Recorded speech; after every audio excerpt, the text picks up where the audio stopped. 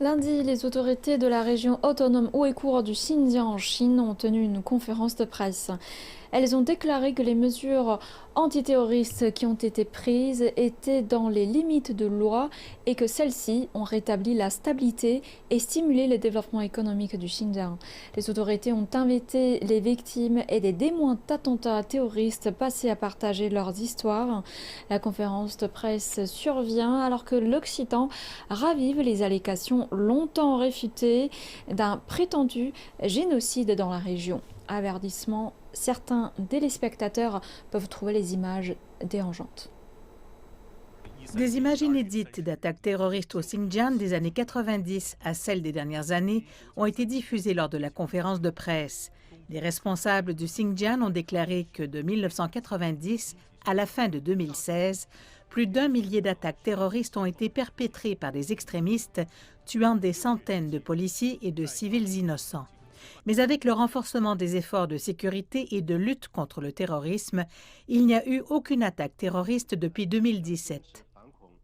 L'effort antiterroriste du Xinjiang ne cible pas de région, d'ethnie ou de religion spécifique.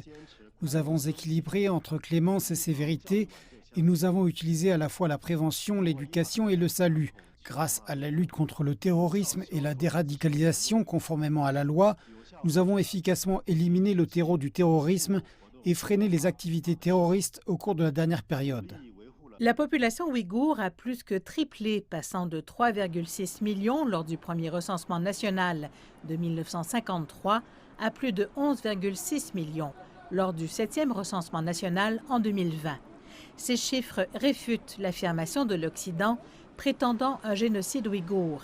De plus, le taux de croissance de la minorité ouïghour est encore plus élevé que celui de la population majoritaire Han. Lors de la conférence de presse, Li Falin, un employé à la retraite de la Société de transport public, aussi l'une des victimes d'un attentat terroriste en 1992, a rappelé ce qui s'était passé ce jour-là. J'ai essayé d'aider, mais je n'ai pas pu. Du verre brisé, des morts et des blessés se trouvaient tout autour de moi. Le bus a été soufflé en une coque de métal. J'ai été envoyé à l'hôpital de l'administration de chemin de fer pour traitement. Le médecin m'a diagnostiqué une surdité à l'oreille gauche et il a suspecté des éclats d'obus dans ma jambe gauche. Le 10 décembre, les États-Unis ont annoncé des sanctions contre des entités et des individus en Chine, notamment des entreprises, des responsables et des experts du Xinjiang, sur la base de prétendues violations des droits de l'homme.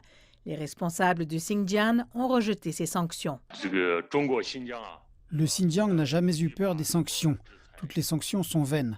Nous lutterons fermement et résolument contre la politique du plus fort, l'intimidation et les pratiques déloyales des forces anti-chinoises des États-Unis et de l'Occident. Les responsables du Xinjiang ont déclaré que leurs mesures de lutte contre le terrorisme étaient conformes aux pratiques internationales et qu'elles étaient adaptées au contexte local. Ils ont exhorté les critiques à visiter cette région du Nord-Ouest pour comprendre la réalité sur le terrain.